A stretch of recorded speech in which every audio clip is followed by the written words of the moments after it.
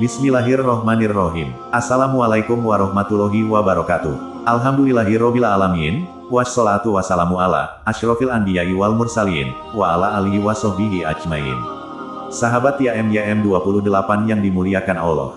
Setiap orang tua muslim sangat berharap agar anak-anaknya menjadi anak yang solih, anak yang berbakti kepada kedua orang tua.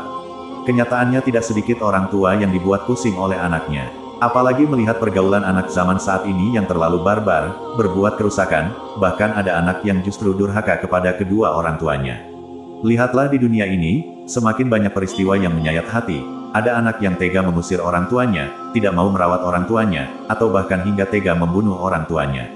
Sungguh miris memang, padahal sebagai anak kita diperintahkan untuk berbakti kepada orang tua. Sebagaimana firman Allah yang artinya, dan kami perintahkan kepada manusia, berbuat baik, terhadap kedua orang tuanya, ibunya telah mengandungnya dalam keadaan lemah yang bertambah, bahkan menyusukan pula selama kurang lebih 2 tahun. Maka dari itu bersyukurlah kepadaku dan kepada kedua orang tuamu, hanya kepadaku sajalah tempat kamu kembali.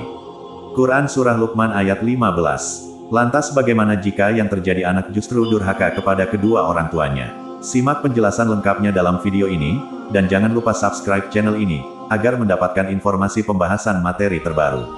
Selagi kedua orang tuanya masih hidup, salah satunya adalah menaati semua perintahnya. Dengan catatan perintah tersebut tidak bertentangan dengan perintah Allah Ta'ala. Anak durhaka bagi orang tua ini adalah ujian yang sangat berat. Ingatlah jannah surga itu mahal. Hendaknya orang tua jangan berputus asa, sikapilah dengan positif. Ada beberapa balasan yang terjadi bagi anak yang durhaka kepada kedua orang tua, diantaranya adalah 1. Termasuk perbuatan haram. Bentuk kedurhakaan yang dilakukan oleh anak sering pada ibunya. Dan ibu adalah seorang wanita yang lemah. Kehormatan ibu juga lebih dari kehormatan pada bapak.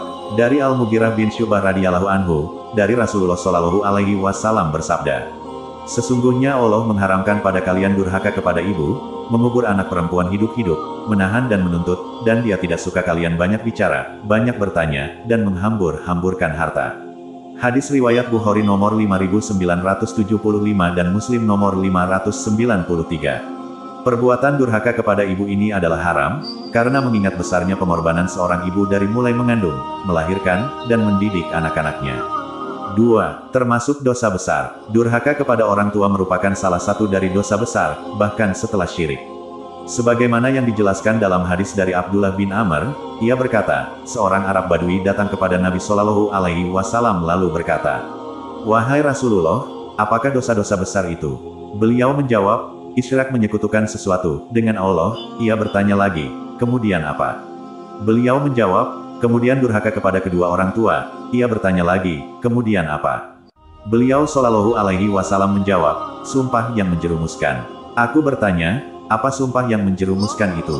Beliau Shallallahu alaihi wasallam menjawab, "Sumpah dusta yang menjadikan dia mengambil harta seorang muslim."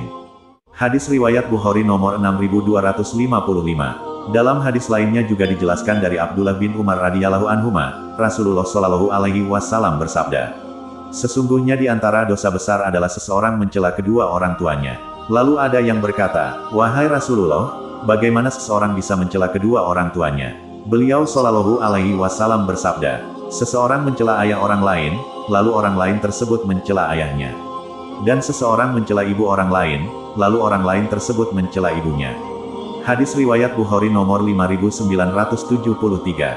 Mencela orang tua lainnya saja merupakan suatu perbuatan dosa besar, apalagi mencela orang tua kandung kita sendiri. Walaupun kedudukan orang tua begitu tinggi, tetapi banyak anak-anak yang melupakan hal tersebut. Mereka tidak peduli lagi dengan hak orang tua yang telah merawatnya, dan tidak menunaikannya sebagaimana mestinya. 3. Tidak akan masuk surga. Durhaka pada kedua orang tua menyebabkan seseorang menjauh dari rahmat Allah dan berhak tidak akan masuk surga. Lihatlah zaman ini, tidak sedikit anak-anaknya tidak mau merawat orang tuanya yang sudah renta. Bahkan mereka tega menelantarkan orang tuanya. Hal ini disampaikan dalam hadis dari Abu Hurairah, Nabi Shallallahu alaihi wasallam bersabda, sungguh terhina, sungguh terhina, sungguh terhina. Ada yang bertanya, siapa, wahai Rasulullah? Beliau bersabda, sungguh hina, seorang yang mendapati kedua orang tuanya yang masih hidup, atau salah satu dari keduanya ketika mereka telah tua, namun justru ia tidak masuk surga. Hadis riwayat Muslim nomor 2551. 4. Disegerakan balasannya oleh Allah. Setiap perbuatan dosa yang dilakukan oleh manusia akan dipertanggungjawabkan kelak di akhirat nanti, namun beda halnya dengan anak yang durhaka orang tua. Hal ini berdasarkan hadis dari Abu Bakrah radhiyallahu anhu, bahwa Rasulullah shallallahu alaihi wasallam bersabda, setiap dosa akan diakhirkan, ditunda, balasannya oleh Allah hingga hari kiamat, kecuali al-bagi, zalim durhaka kepada orang tua, dan memutuskan silaturahmi. Allah akan menyegerakan di dunia sebelum kematian menjemput. Hadis riwayat Al-Hakim dalam Al-Mustadrak nomor 7345. 5. Tidak dipandang Allah pada hari kiamat. Mereka yang zalim terhadap kedua orang tuanya, bagaimana mungkin Allah akan memandangnya di hari kiamat? Bagaimana mungkin akan mendapatkan pertolongan dari Allah? Maka dari itu termasuk golongan yang merugi di hari kiamat kelak. Sebagaimana dijelaskan dalam hadis dari Salim bin Abdullah bin Umar, dari bapaknya, dia, Abdullah, berkata, Rasulullah shallallahu alaihi wasallam bersabda, 3 orang yang Allah tidak akan melihat mereka pada hari kiamat, anak yang durhaka kepada kedua orang tuanya, wanita yang menyerupai laki-laki, dan dayus. 3 orang yang tidak akan masuk surga, anak yang durhaka kepada kedua orang tuanya, pecandu khamar, minuman keras dan orang yang menyebut-nyebut apa yang dia berikan. Hadis riwayat An-Nasai nomor 2562 dan Ahmad nomor 6180. 6. Hati-hati dengan doa jelek orang tua. Jika anak menyakiti orang tua, lalu orang tua memaafkan, maka berarti urusannya telah selesai. Namun jika orang tua tidak memaafkan lantas mendoakan kejelekan, maka doa jeleknya itu mustajab. Ini menunjukkan setiap anak tidak boleh menyakiti orang tuanya. Doa orang tua yang baik dan jelek, kedua-duanya bisa terkabul. Terutama doa jelek yang mesti diperhatikan, karena jika anak tidak memperhatikan hal ini, ia bisa celaka karena doa orang tuanya. Hal ini juga menunjukkan bahwa seorang anak sudah semestinya memuliakan dan menghormati kedua orang tuanya, sehingga tidak sampai terkena doa jelek mereka.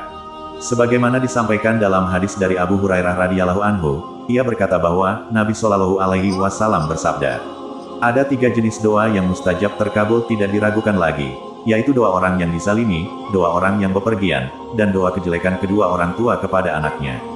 Hadis riwayat Abu Daud nomor 1536, Tirmidzi nomor 1905 dan Ibnu Majah nomor 3862. Oleh karena itu, sebagai orang tua juga pun perlu hati-hati, ketika mendoakan jelek pada anak, sebab langsung bisa terkabul tanpa ada penghalang. 7. Mendapatkan kemurkaan dan laknat dari Allah. Siapa yang berbuat jelek atau menyakiti orang tua, berarti ia telah membuat Allah murka dan akan dilaknat oleh Allah. Sebagaimana dijelaskan dalam hadis dari Abdullah bin Amr bin Al-Asyr radhiyallahu anhuma, Nabi Shallallahu alaihi wasallam bersabda, keridaan Allah tergantung pada ridha orang tua dan murka Allah tergantung pada murka orang tua. Hadis riwayat Tirmidzi nomor 1899 dan Ibnu Hibban 2 halaman 172. Dalam hadis lainnya dijelaskan dari Ali bin Abi Thalib radhiyallahu anhu, menyampaikan bahwa Rasulullah shallallahu alaihi wasallam pernah bersabda, Allah melaknat siapa saja yang melakukan sembelihan tumbal pada selain Allah, menyebut nama selain Allah. Allah melaknat orang yang melindungi pelaku maksiat. Allah melaknat orang yang melaknat orang tuanya. Allah melaknat orang yang merubah batas tanah. Hadis riwayat Muslim nomor 1978. 8. Tidak mendapatkan warisan orang tua akibat membunuhnya. Bila ada seorang anak yang membunuh bapaknya, maka anak tersebut tidak bisa menerima harta warisan yang ditinggalkan oleh sang bapak. Sebagaimana yang disebutkan dalam hadis dari Abu Hurairah radhiyallahu anhu berkata, Rasulullah shallallahu alaihi wasallam bersabda, pembunuh tidaklah memperoleh harta waris. Hadis riwayat Tirmidzi 3 halaman 288 dan Ibnu Majah 2 halaman 883. Demikianlah beberapa balasan yang akan diterima oleh anak yang durhaka kepada orang tua. Perintah untuk berbakti kepada kedua orang tua memang wajib, namun kita dilarang mentaati kedua orang tua jika mengajak untuk berbuat maksiat pada Allah. Menaati mereka hanyalah dalam kebaikan saja dan bukan dalam kemungkaran.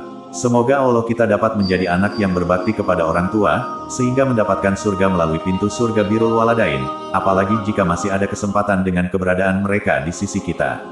Amin ya robbal alamin. Kami berharap apa yang disampaikan dapat bermanfaat bagi sahabat TIMYM 28 yang dirahmati Allah. Kami mohon maaf atas segala kesalahan dan kehilafan dalam penyampaian materi ini. Wallahu alam bisawab. Wassalamualaikum warahmatullahi wabarakatuh.